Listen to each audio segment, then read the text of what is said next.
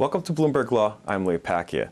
The whistleblower provisions of the Dodd-Frank law have offered large, unprecedented bounties to employees reporting corporate malfeasance to U.S. regulators. This program, understandably, has corporate America rattled. Many are fearful that it will result in an avalanche of claims and investigations, both founded and unfounded.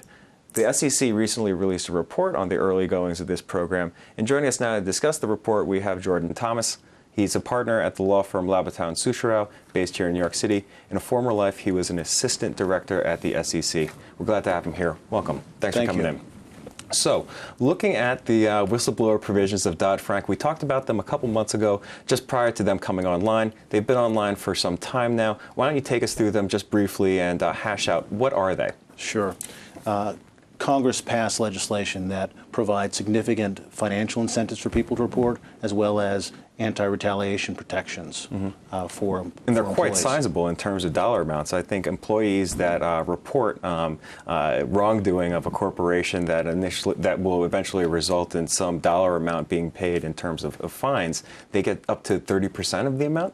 Up to 30% of the monetary sanctions collected, both by the SEC and related enforcement actions by, for instance, the Department of Justice. Right, and this program was very, very controversial when it was proposed. In your opinion, did the media get that right? Has it turned out to be as painful for corporate America as we initially anticipated? I don't believe it has, and I do think that there was a little bit of overreaction by the media. If you talk to law enforcement authorities, perhaps offline, they would tell you that this is a significant game changer for law enforcement authorities, because they're getting high-quality, actionable intelligence about misconduct so that they can stop it earlier, and they can also get more senior people who are involved, bring cases against those folks. So we have this report out from the SEC. Let's unpack it. What did the findings show? Well, the early results are good. The report only covered a 7-week period from the point in which the rules were adopted to the end of the fiscal year, and it reported that there were 334 whistleblower submissions. And that actually is a significant number, because the SEC in any one year is working approximately 2,000 investigations. And if you annualize that number, that would be over 2,000 just with whistleblower submissions. All right, so we're seeing an uptick. One of the things that jumped out at me from the report, high number of submissions from China and the United Kingdom. Now, these are employees in companies outside the country that are calling United States regulators. Am I right to be surprised there? That strikes me as odd. It's surprising in the sense that there hasn't been any advertising about the program internationally. The global business community reaches everywhere, and anyone in the world can be a whistleblower. So to that extent, it's not surprising.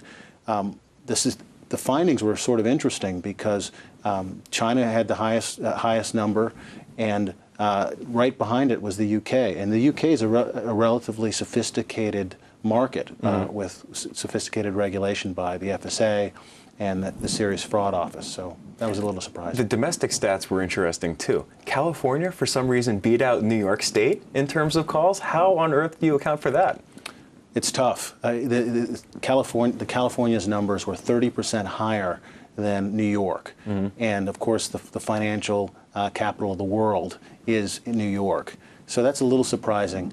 I think that some things may be playing into that. One, the reporting period was small, so the statistics might be a little bit skewed, but 30% higher suggests that perhaps the large population in California, the many large media markets, the message may have been penetrated better in California than other places. Did we get any clarity on the types of complaints? Is there anything that jumps out at you in terms of the most common complaint that's submitted to U.S. regulators? The three top areas that were reported were offering fraud, market manipulation, and misrepresentations and omissions in companies' financial statements. What was a little surprising is that the number of submissions relating to Foreign Corrupt Practices Act cases was smaller than I would have expected, based on the folks that have been coming to me, as well as the financial disclosure misstatements. Although that was in the top 3, I would have expected that to be a little higher based on the folks that are coming to me. So the main takeaway from the report seems to be that submissions have increased, which is great. But in all of this, I don't quite see an Enron scenario unfolding. In the last couple of months, we've had 2 events that pop out to me from the radar. Massive trading loss at UBS that snuck through the system and caused broader harm. And the MF Global situation went undetected, and now there are reports of missing client funds. Some accounts have it over $1 billion in missing funds. Aren't these the types of scenarios that these provisions were designed to prevent? Does that mean that the whistleblower provisions aren't working the way they're supposed to? Those are the kind of situations that the law was designed to prevent. However, you have to keep in mind that SEC cases take 2 to 4 years to complete, and since the legislation was only passed in July of 2010, there's going to be some lag between the time the program started and these cases start hitting.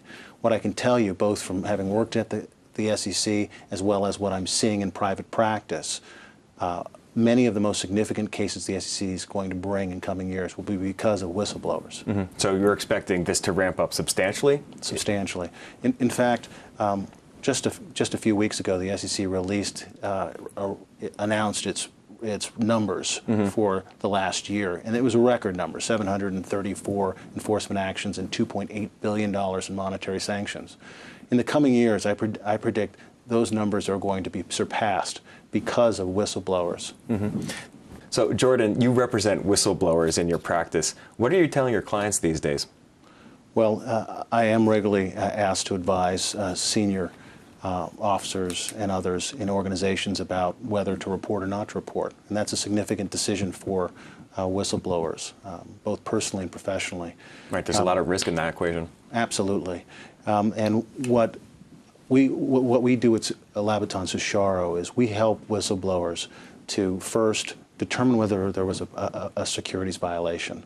That can be difficult for some people to assess. Then to assess the significance of the securities violation.